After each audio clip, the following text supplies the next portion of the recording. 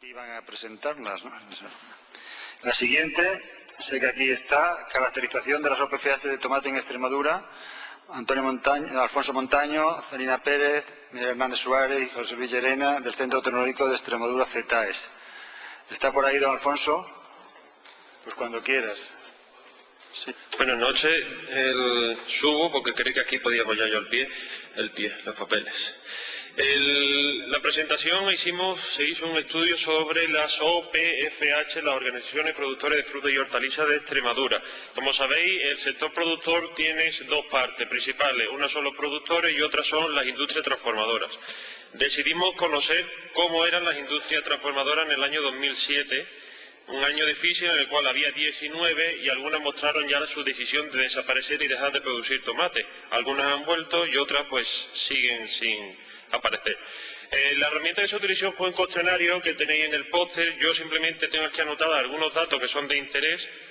En Extremadura, pues de las 19, 10 surgieron simplemente en 5 años, entre 93 y 98. 13 de las 19 son cooperativas, que es el 68% de las mismas, de las cuales 8 de las 13 que surgieron entre el 94 y el 98. Y también es curioso que 4, siendo cooperativas, surgieron en el año 98 y en el año 91.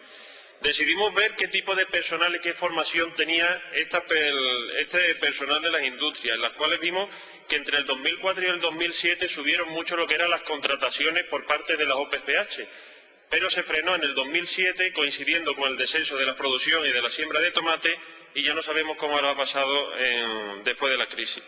Es interesante comprobar que el 80% de las personas que estaban contratadas fijas pertenecían a cooperativas. En cambio, el personal más eventual pertenecía a las sociedades limitadas y a las sociedades de transformación, a las SAT. El número de personal es bastante diverso y dependía muy significativamente con el número de cartera de productos que disponía cada industria. Es decir, aquella industria que básicamente su beneficio venían implicados por el tomate, tenían poca cantidad de personas. Aquellas que poseían gran cantidad de otros tipos de productos, como puede ser la fruta de hueso, tenían un mayor número de personal. Vimos la formación de este personal, en el cual vimos que las sociedades limitadas eran las que más plantilla incorporaban a personal con una formación superior.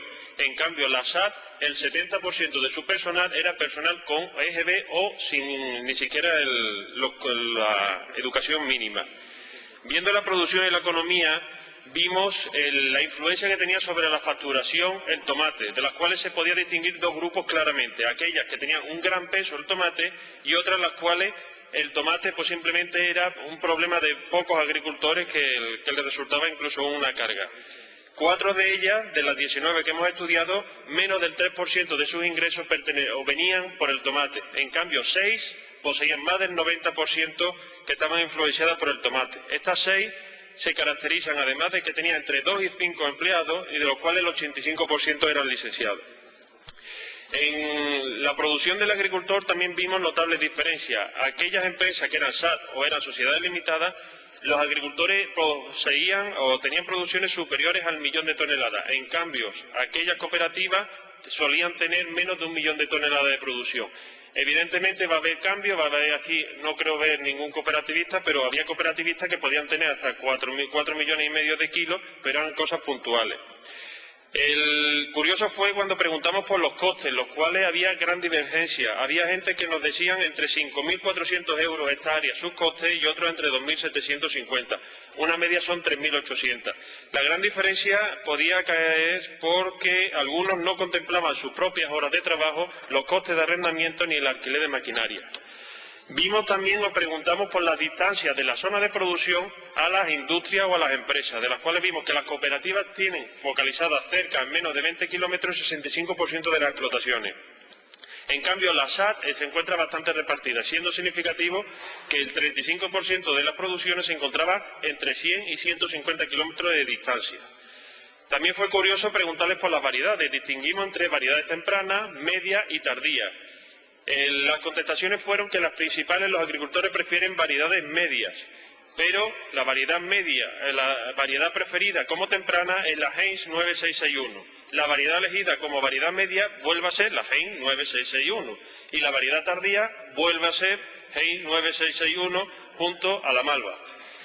Las menos elegidas son las tardías, preferentemente, o como dice mi suegro, porque temen que en el campo se le pueda estropear o le puedan robar la mercancía. Por último, ya reduciendo, preguntamos sobre las necesidades de I+D+I de las OPFH y se le pusieron distintas posibilidades de innovar. Las principales o las más votadas dependían con las perras. Evidentemente quieren mayores producciones, kilos por hectárea, más grados BRIS, resistencia a las plagas, reducción de costes, ahorro de agua. Es menos importante variedades que se adapten mejor al clima extremeño, no interesa ni el color, ni la viscosidad, ni programar correctamente una cosecha. Esto es todo.